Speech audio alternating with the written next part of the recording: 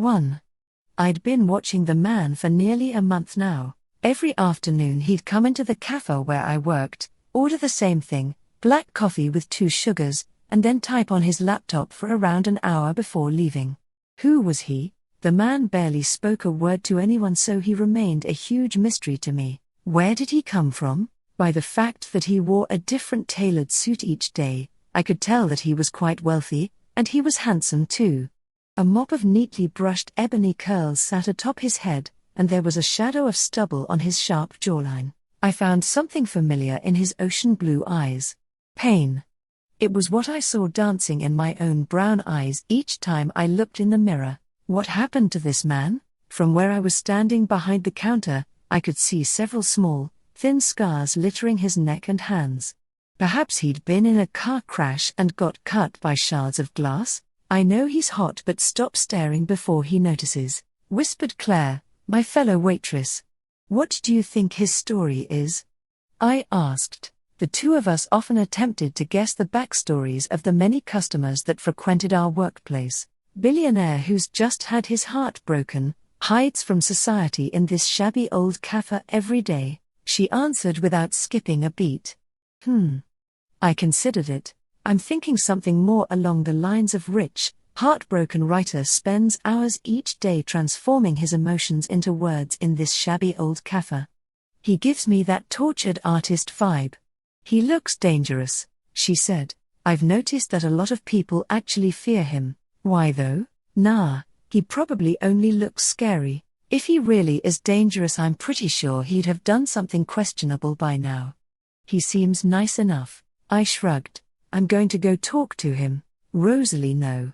She protested. What if he is actually dangerous and turns out to be a psycho?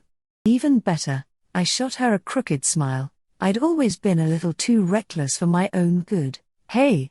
I smiled once I'd walked up to the man and gestured to his empty mug. Do you need a refill? No thank you, he replied without lifting his eyes from the screen of his laptop. His thick accent indicated to me that he was Russian. Yum. I'm Rosalie, by the way. I tucked a stray lock of hair behind my ear. I'll be behind the counter if you need anything.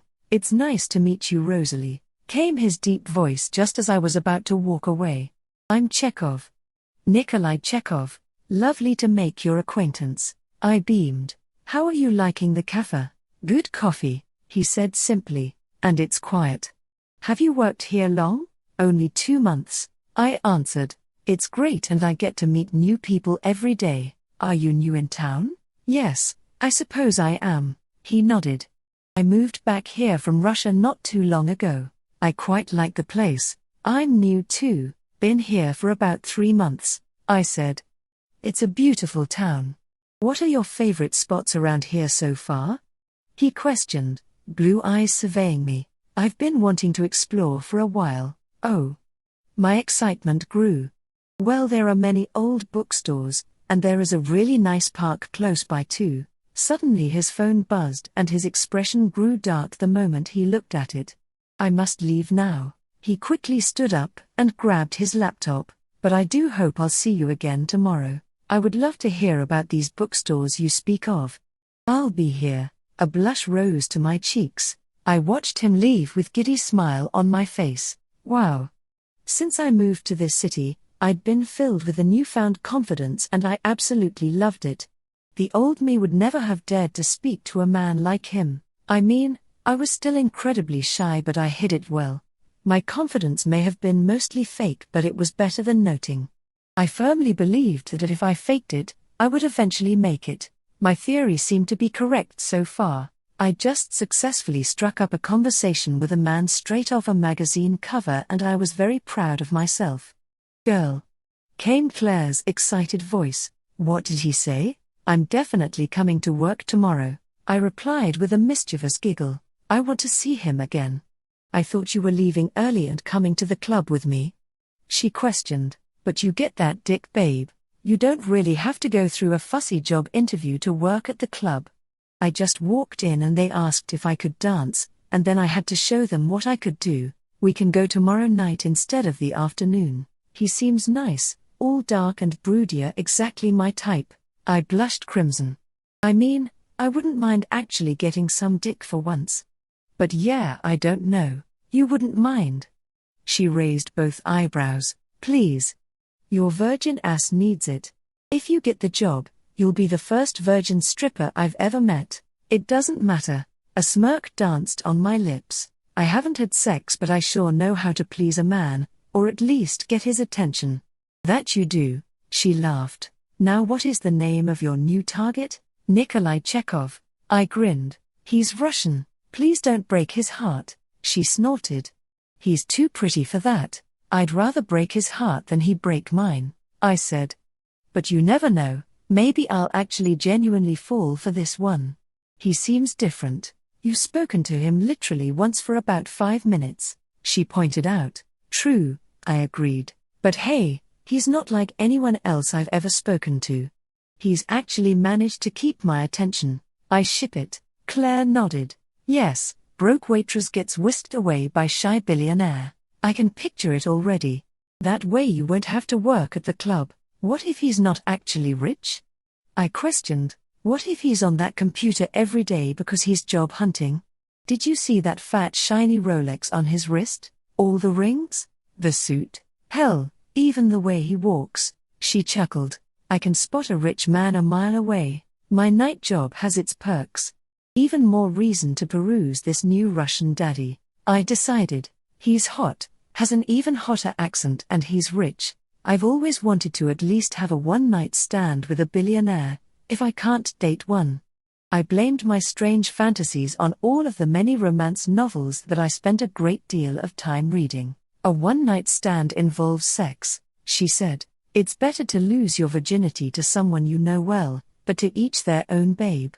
You know who I lost mine to, so perhaps a one-night stand isn't such a bad idea. We'll see. I shot her a wink. My boring week had just gotten a lot more interesting. 1. 2. And so starts the age-old tradition of me fucking things up, I muttered.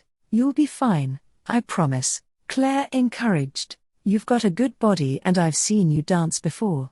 All you've got to do is get a little practice working the pole and you'll do just fine.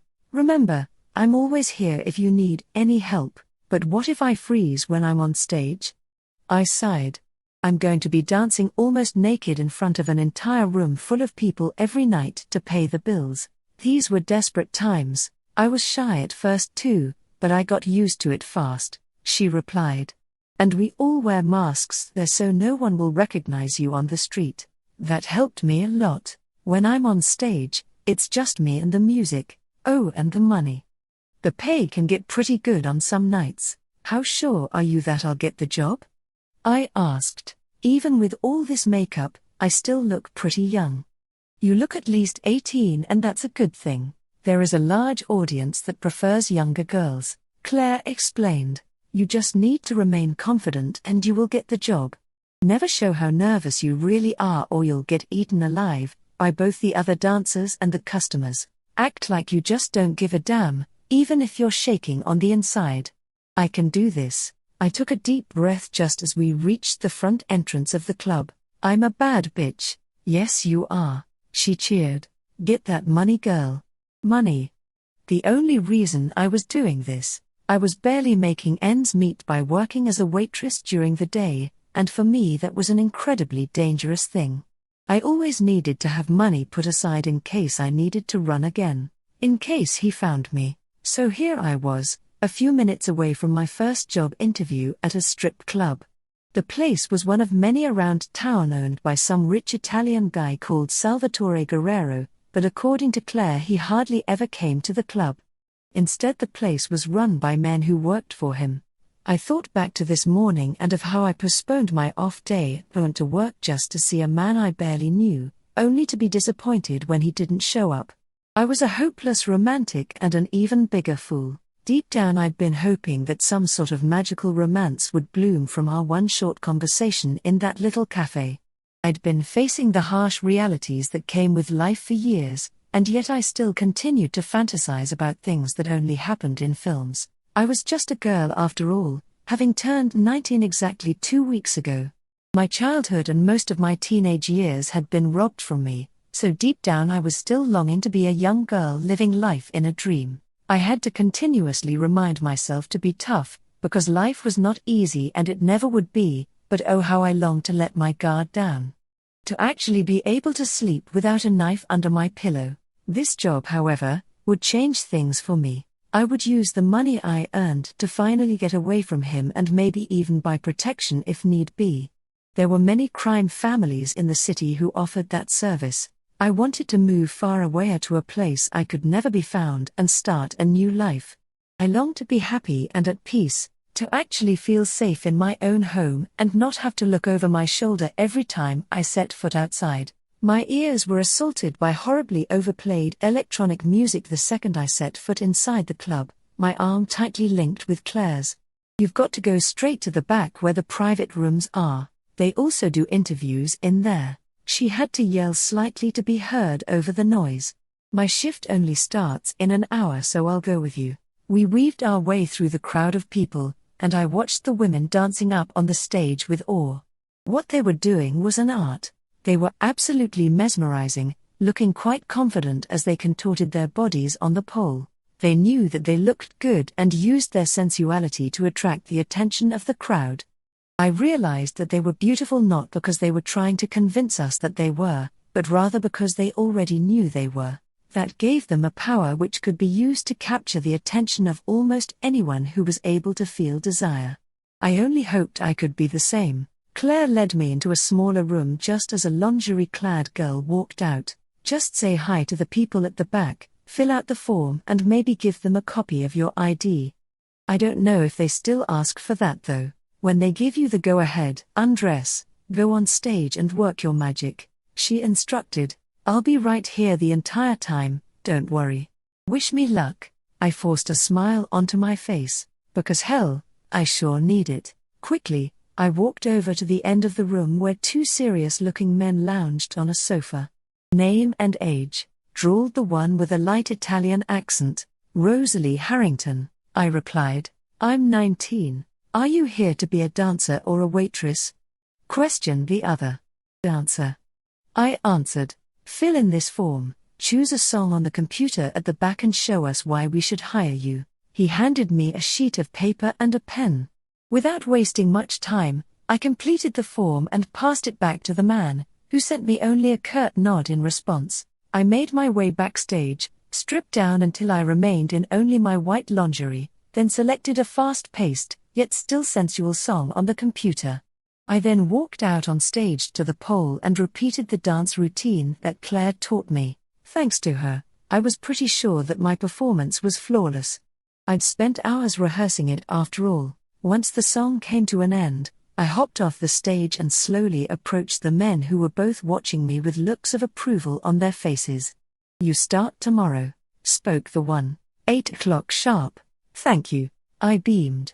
"I'll be there." After hurriedly slipping back into my clothes, I rushed over to Claire and led her out of the room.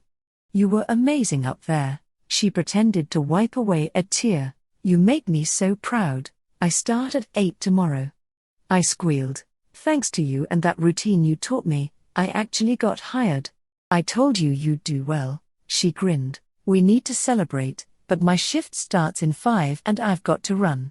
I'll see you at the cafe tomorrow." I pulled her into a hug. "We can celebrate this weekend. Be safe out there.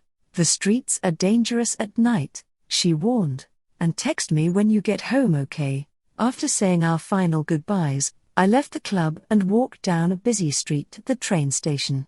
Since it was late at night, I tried my best to avoid quiet alleyways and constantly kept my hand in my pocket, where it was wrapped around the handle of my switchblade. After the things I'd been through, I had to be prepared for anything. Once I hopped on the mostly empty train, I pulled a book out of my backpack and read until I'd arrived at my destination. The train station in my neighborhood